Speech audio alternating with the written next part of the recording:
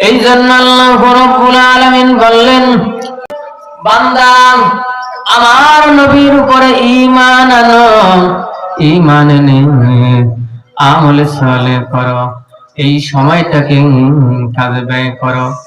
আল্লাহ রাব্বুল আলামিন সময়টাকে এত গুরুত্ব দিলেন, এই জন্য সময়টাকে অনেক কাজে লাগাও, সময়টাকে ইবাদতের মধ্যে কাটাও, সময়টাকে ইবাদতকে কাজে লাগাও।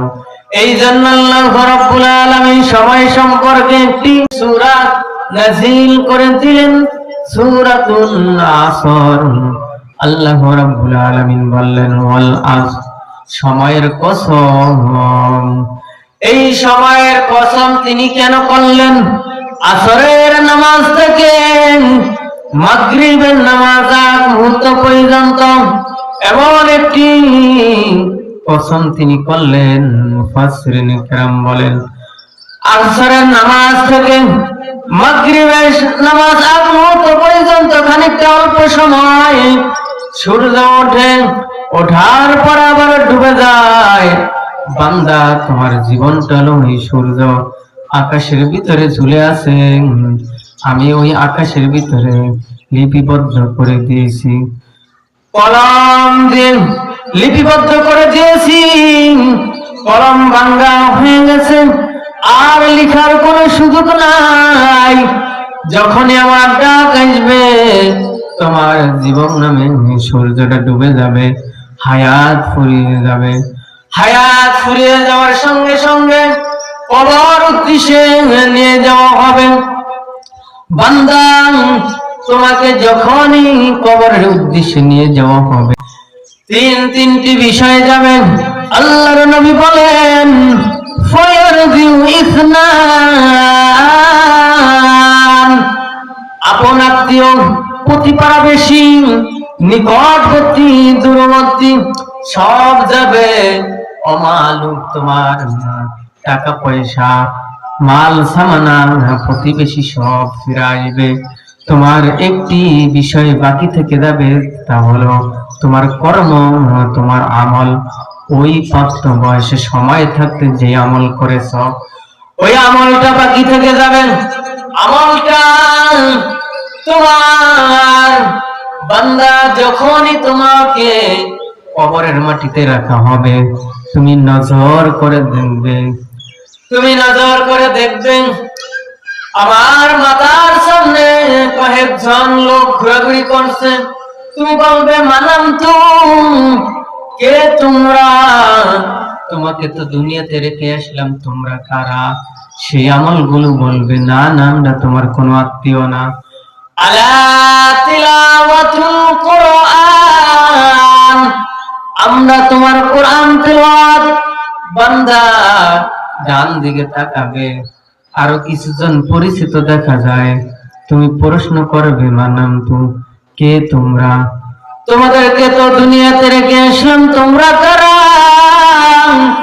সেই দিন বলবে, না না, আমরা তোমার কোন আত্মীয় না, আমরা তোমার নামাজ।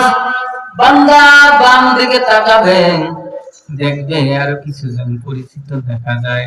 বলবে, মানাম তু, কে তোমরা? তোমাদের দুনিয়াতে রেখে আসলাম, তোমরা কারা? সেই দিন বলবে, না না, আমরা তোমার কোন আত্মীয় না, আমরা তোমার রোজা। বান্দা পায়ের সামনে তাকাবে, দেখবে আরো কিছুজন পরিচিত দেখা যায়। বলবে, ফাসাইরু আলা রিজলিহি, বলবে, আমরা তোমার ছোট ছোট আমল, আমরা তোমার ছোট ছোট আমল, যেই দুনিয়ার জীবনে চলতে গিয়ে যে আমল করেছো, সেই আমলগুলো বাকি থেকে যাবে। তোমাকে বান্দা কবরের মাটিতে যখনই রাখা হবে, ওই আমলগুলো তোমার মাথার সামনে, পায়ের সামনে, ডান দিকে বাম দিকে ঘোরাঘুরি করবে।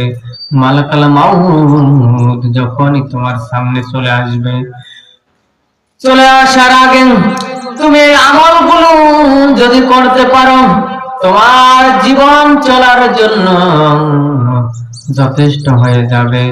এই জন্য মা বোনদেরকে বলছি, আমার বান্দাদেরকে বলছি, আমার আল্লাহ রাব্বুল আলামিন বান্দাদেরকে কি বলে ঘোষণা দিলেন?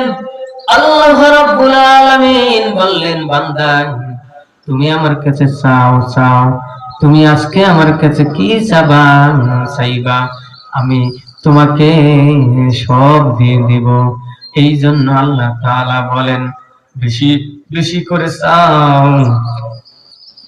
আমার আল্লাহ রাব্বুল আলামিনের কাছে চাইলে খুশি হয়।